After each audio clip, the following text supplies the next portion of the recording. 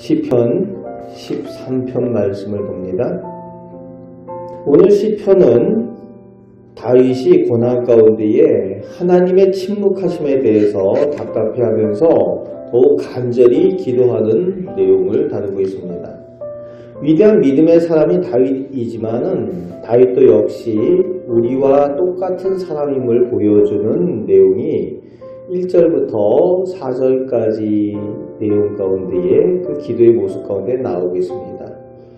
1절 말씀에 하나님께서 영원히 나를 잊으셨는지 그런 의심이 들 만큼 하나님의 응답이 그 징조도 보이지 않고 있는 상황이라는 것을 그의 표현을 통해서 볼 수가 있습니다.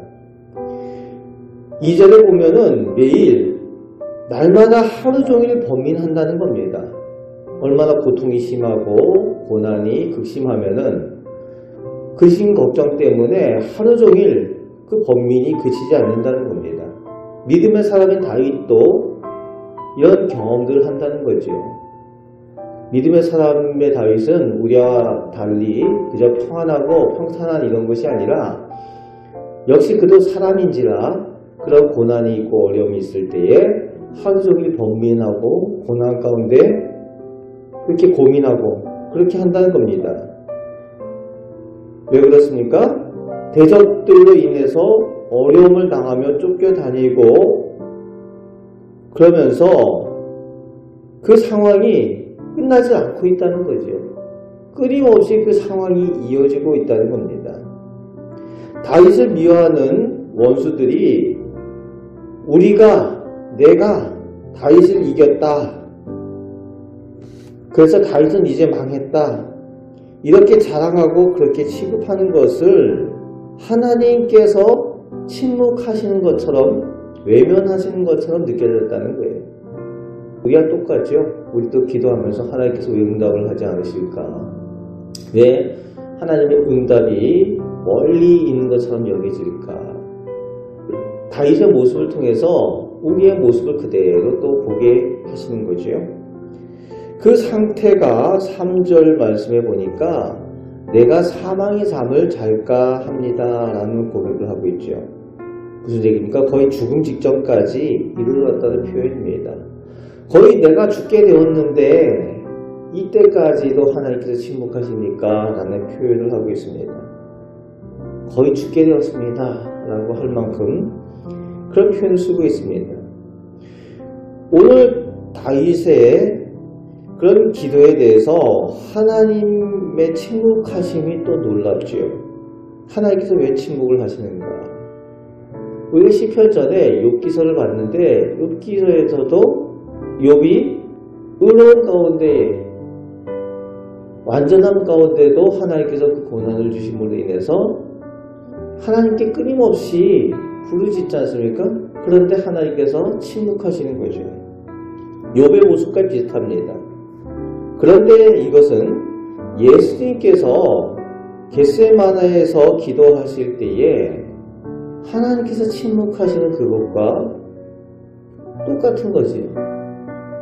하나님 아버지께 아들 성자 예수님께서 버림받으시는 그 기도의 그 모습과 똑같다는 것을 보여주며 예수 그리스도를 예표하는 그 기도의 모습인 것을 보여주고 있습니다.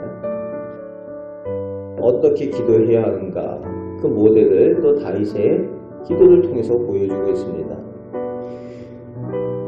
이제 4절 말씀에 다윗이 두려워하는 것이 나오는데 원수들이 승리했다고 대적들이 다윗이 흔들린다고 기뻐할까 두렵다라고 그렇게 말하고 있습니다.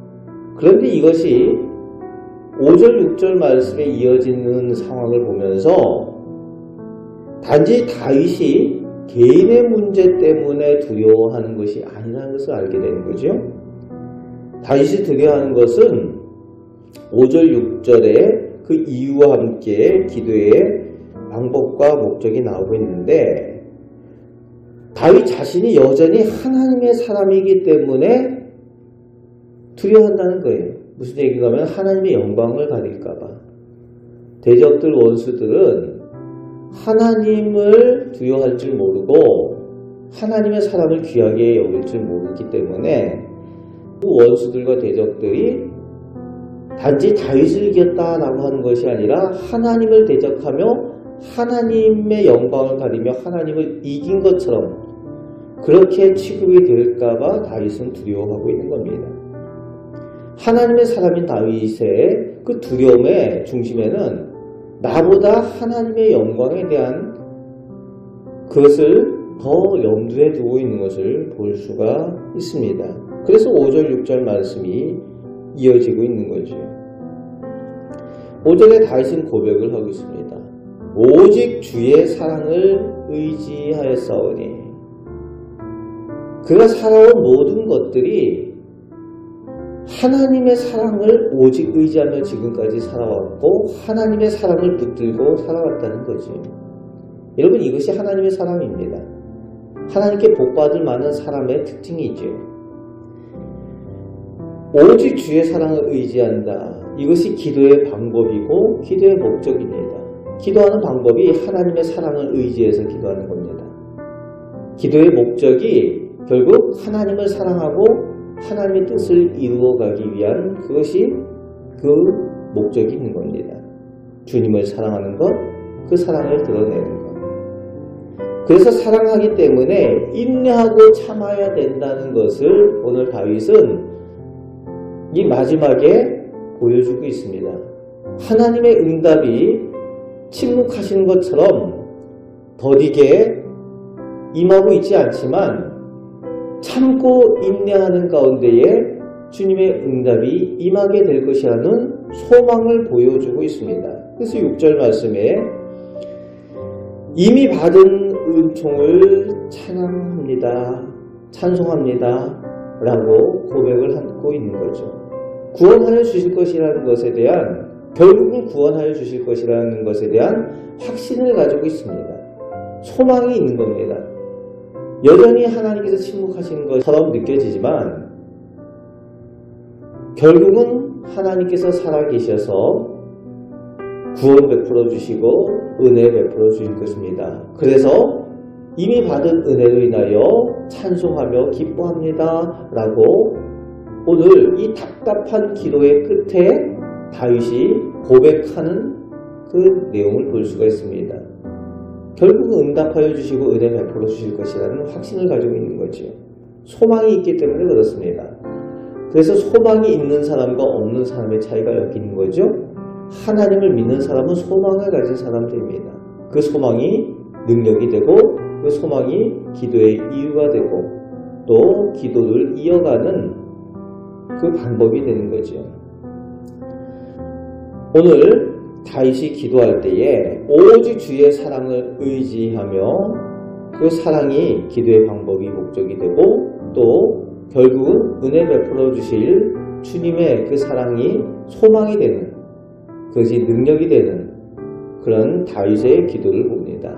오늘도 우리가 하루를 살아갈 때에 이 다윗의 그 기도에 결국은 응답하시고 은혜 베풀어 주시는 그 하나님은 우리 하나님이 되시고 우리의 기도에 응답하여 주심을 믿고 하나님의 사랑을 의지하며 승리하며 살아가시는 그 복된 성도들 되시기를 주님의 말씀으로 축복합니다.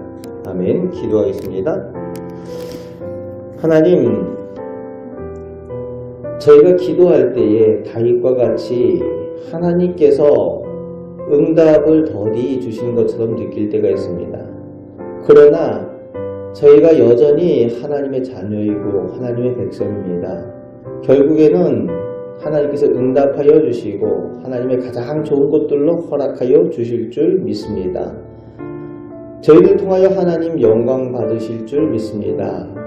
오늘도 저희들 기도할 때에 소망을 가지고 하나님께 기도하고 인내하는 가운데에 다윗과 같은 은혜를 누리게 하여 주옵소서. 오늘 하루도 악한 이 세상 가운데 승리하며 살게 하여 주옵소서. 감사를 드립니다.